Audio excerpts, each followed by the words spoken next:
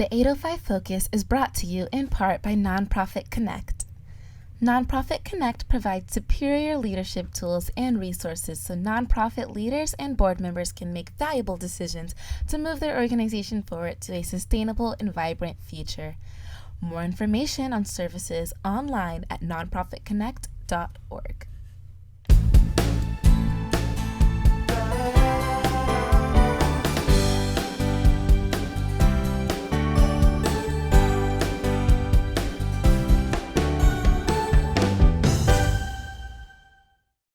Welcome to 805 Focus. I'm Dr. Cinder Sinclair with Nonprofit Connect, and we will be bringing you the latest on your favorite nonprofits, so get ready to be inspired.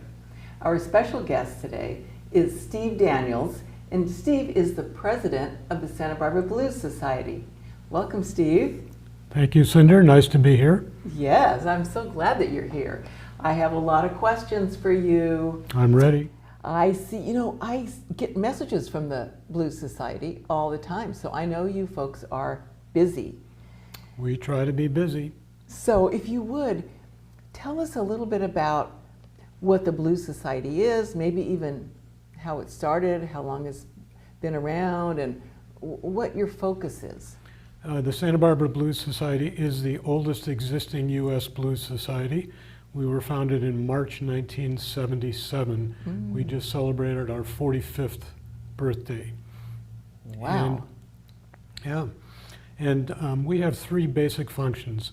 First of all, we try to bring the best musical blues talent in the country to perform in Santa Barbara at our shows. Second, we try to support local blues performers, and there are a lot of very good ones in the Santa Barbara area and region. And third, we have a Blues for Youth program which brings blues performers to teach about blues in the public schools.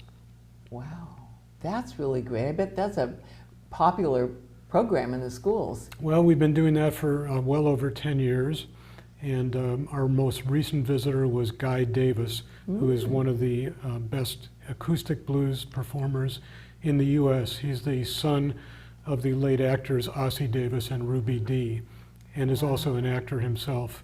And he spent 2 days in Santa Barbara presenting classes about the blues at several public schools. So did he actually go in and play, or? He went in and played music in the classes and encouraged some of the students to play a little bit of music in the classes, and talked about what blues is and why it's important in U.S. culture. The oldest in the country. I have a trivia question I always ask people: what's the oldest blues society in the world? And it's not the Santa Barbara Blues Society. It is the Finnish Blues Society in Helsinki, Finland. They started in 1970, and blues is actually very popular in Europe. That surprises me. Yeah, well, it's true. A lot of blues musicians actually, especially African American ones, found it more comfortable to live in Europe than in the United States because of racism, and many famous ones did live there for a long time. I bet a lot of blues performers love to come to the city that's the oldest blues society. Well, I think they do, and we also have a reputation as treating our guest performers very well. We try to do that, and I think we succeed. And so do you have a certain locale, venue that you always have the? Well, we've used multiple venues over our 45 years. Most recently, for the last 10 years, most of our shows are at the Carrillo Recreation Center in downtown Santa Barbara. And we have some acoustic shows at the Unitarian Society of Santa Barbara, occasional shows at Soho Restaurant and Music Club. And we also have cooperative agreements with multiple organizations in town, like UCSB Arts and Lectures, Lobero Theater, and several others. Gosh, so you folks are really in there, collaborating with all of them. We try, and it works very well. Yeah. So it's a membership organization. We have annual memberships available for $25 and lifetime memberships for $100. Currently, we have over 800 members, almost all of whom are life members. And each member and 3 guests of each member at any show gets a discount on admission tickets, as well as discounts at several of the other performing venues in town, like the Lobero Theater and UCSB Arts and Lectures when they have blues shows. So how often do you have a blues show? Well, things have changed during the pandemic, obviously. Yeah. Generally, over the last 40 plus years, we have shows every other month, usually 5 or 6 shows a year. Gosh. So, all right. So, and then you have these venues. I'm trying to, imagine these different venues and all those shows, and then you bring people, you bring performers from outside of the area often, although local people also, right? Mainly our own shows are from performers that are out of Santa Barbara. There are many good blues performers who live in Santa Barbara that play regularly at local venues, and we co-promote their shows. But for our own shows, we bring in usually either very big names in the blues world or up-and-coming performers. Some of the people we've had in the last few years, and names that people might recognize, Guitar Shorty, who sadly died about a month ago at the age of 87. Teresa James and the Rhythm Tramps, an excellent band. Tommy Castro and the Painkillers, that was just voted 2 days ago as the best blues band in the country. And they were here a couple of years ago playing for us. And in the past, some names that people will recognize are Buddy Guy, John Lee Hooker, Coco Taylor, Albert King. All of them have come here and played for us. Wow. When I was 16, I heard Dizzy Gillespie. That was quite, I was living in Manhattan Beach at the time, and there was this little old place, and there I was listening to him. It must have been thrilling. Yeah, it was pretty thrilling. Yeah. Well, Dizzy Gillespie is generally considered to be a jazz performer, not blues. That shows you what I know. Okay, so let me ask you this. Tell me, jazz versus blues. How do we... Well, this is a topic of controversy, actually. Oh. Most people agree that blues is an indigenous American art form. There's an argument these days about whether it really originated in West Africa, which most people believe, although there's some revisionists that claim that it originated in Spain, Portugal, and the Caribbean. Nonetheless, it migrated to the south of the United States, mainly to New Orleans and the Mississippi region. But there are other people that argue that jazz and blues are not really different, that they're the same. Everybody agrees that blues is the basis of rhythm and blues, rock and roll, rap, hip hop, and many people argue the basis of jazz as well. Other people say blues and jazz are distinct art forms that are first cousins. Yeah, I like that one. That's what it seems like to me. Well, one difference people can discern if they listen to music is that jazz is more free form generally, although blues has improvisation consistently as well. But the typical blues song form is a 12-bar musical form that's pretty easily recognizable. And within that form, there's room for lots of improvisation. Wow. So, Steve, how did you get interested in the blues, involved with the society, all of that? Well, one thing I should say first is for people that are not familiar with blues, a lot of them don't want to get involved in it because they think blues, that's going to be a depressing music. It'll make us blue. Actually, the opposite is true. Blues is a music that was developed and matured in the southern United States among African Americans who used it to get through hard times. And so it's usually a danceable, uplifting music, not a depressing music at all.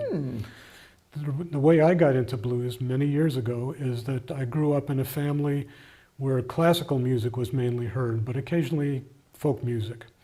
So through the folk music, I started listening to Lightnin' Hopkins, Muddy Waters, John Lee Hooker, and I really liked that.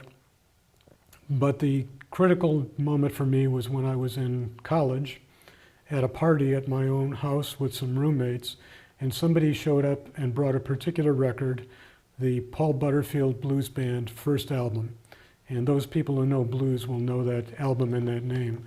And I remember stopping dead in my tracks in the middle of the party when that record went on and saying, what is that? That is fantastic. And I immediately went out and bought the record, and I've been a diehard blues fan ever since. Now, how old were you at that point? Well, uh-oh, I have to give some information here. It was 1965. I was a freshman in college. Oh, gosh. Mhm. Isn't that something? And just like that, you just knew. Well, I knew folk blues before that, but since then I've just loved every form of blues. And there are many forms. There's folk blues, Piedmont finger-picking style blues, Chicago electric blues, West Coast electric blues, which is different, jazz blues, rhythm and blues. There are all kinds of subgenres which are all a little different, but all based on the same basic form. So what did your parents think about you listening to this non-classical music? Well, they adapted. They didn't like it, but I had my time on the stereo, and they had their time. Oh, gosh. We had an accommodation. Well, good. They didn't. All right. So, all right. Let's talk about the society again. Now, do you folks use volunteers? We do have volunteers at every show. We actually have a roster of about 80 people that are available to volunteer. And at our own shows, we usually need at least 25 or 30 people at each show. Because we have various functions at the show. We have people that greet guests, we have people that check people in, we have people to offer our merchandise, we always have free snacks, we sell beverages. Mm-hmm. So we need a lot of volunteers, and fortunately we have a lot of dedicated ones, but we always could use more. Good. And so a person can go on your website. That's right. You can go on our website and send us an email saying you're interested, and we would be glad to try to work you in. All right.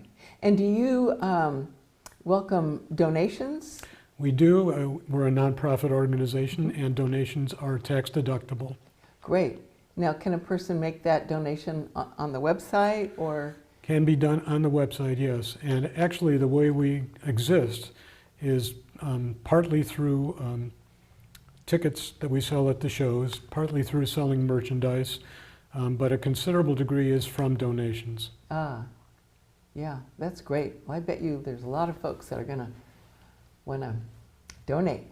So, all right, now I'm thinking about collaborations. I bet you collaborate quite a bit with the schools, like you said. Mm-hmm. Yeah, we do. We have this Blues for Youth program, Mm-hmm. and we've brought several well-known performers, in addition to Guy Davis, whom I mentioned. Mm-hmm. We had a fine harmonica player named Gary Allegretto from Los Angeles, and he not only presented it to the students, he brought a free harmonica for every student and let them try learning how to play in the class. What fun. Yeah, we had a performer from the Midwest named Fruitland Jackson. I don't think Fruitland was his given name. I doubt it. He spells it Fruteland, but he did something which was very informative. At one of his classes, he explained to the students why blues was the root of rock and roll. And what he did is he started playing an acoustic blues song, and it was clearly blues, and he just increased the tempo gradually, a little by little, and within 60 seconds, he was playing the same song, but it was rock and roll. Oh, man. That would be fascinating to hear. It was fascinating. Willie Dixon, who is a very famous blues songwriter and a great bass player, had a statement attributed to him, which is that the blues is the roots and rock and roll is the fruit. Oh, that's pretty good. Mm-hmm. Yeah. So back to the pandemic, what challenges did that present to the society? Well, like for all live performances and organizations at the time, we had an excellent birthday show planned for March 2020, which we had to cancel on short notice. And for the next 2 years, our main function was co-promoting online blues shows. Oh. And there were a lot of very good ones, some with Alistair Green, who's from Santa Barbara and is now one of the big names in the blues world. We co-sponsored a show by Rick Estern and the Nightcats that were voted the best blues band in the country last year, and several other groups. And then we finally had our first show, our first own live show in March of this year, a couple of months ago. Yeah. And we brought up a very good acoustic blues duo from Long Beach named Celso Salim and Daryl Carrier, and they put on a great show. Yeah.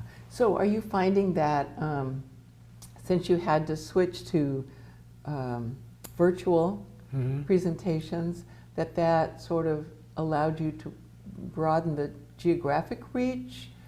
Or I mean, was there anything beneficial, I guess, that came out of the challenges?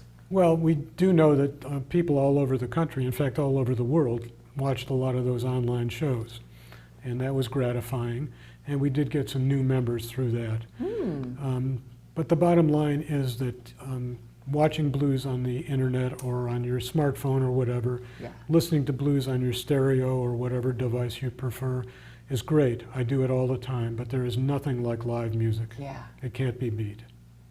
Gosh. So we are certainly working on and hoping to have some very good live shows in the next few months. That's good. It's very good. One cooperation I didn't mention is that for the last 6 or 7 years, the city of Santa Barbara has had concerts in the park on Thursday evenings during July down near the beach. And for the last 6 or 7 years, one of the 4 shows they put on has been a blues band that we have arranged. Oh, gosh. So we are hoping to do that again this summer. And then in September, probably, we are just in the process of arranging a show with one of Santa Barbara's most popular bands ever, that is Cafe R&B, which is a blues and rock band that lives, the principals live in Santa Barbara. They're very popular here. They've played for us before. And we hope to be able to announce the date and location of that show very soon. Oh, so you can't let the cat out of the box yet. Not till the contract is signed. Oh, yeah, of course, of course. So that will eventually be up on your website and your It will. Facebook page and all that stuff. That's right. Gosh, you have a lot of exciting things going on. We do. The oldest blues society in the country. Wow. Well, people, you know, there have been discussions over the last 20 or 30 years. Every few years, is the blues dying? Because sadly, many of the original blues performers have died, a lot of them in the last few years, a lot of them older African American performers. Although a lot of them live to be old, I think blues helps them to stay alive. Yeah. But there's a counter argument that the blues has revitalized itself many times and will do so again. And there are a lot of very fine young blues performers on the coming up now. Yeah, and you folks are encouraging that. We do. We try to divide our shows between established, well-known, famous performers and up-and-coming performers that aren't famous yet but will be. That is so great. Tell me again how many members you have?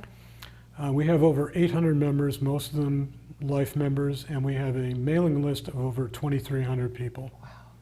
So of those, you know, how many would you say are active in Santa Barbara, you know, people in Santa Barbara that are actively involved with the blues?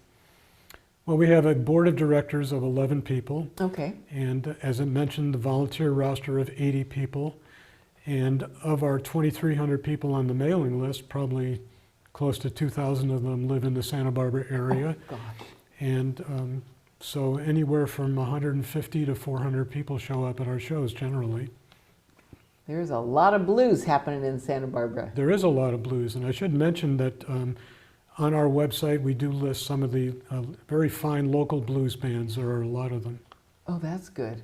So if somebody wants to really look and, all right, that's, all right. So you see, we have a minute or so left. Anything else you want the audience to know about the Santa Barbara Blues Society? Well, I'd like people to know that we are really grateful to the community for supporting us for 45 years.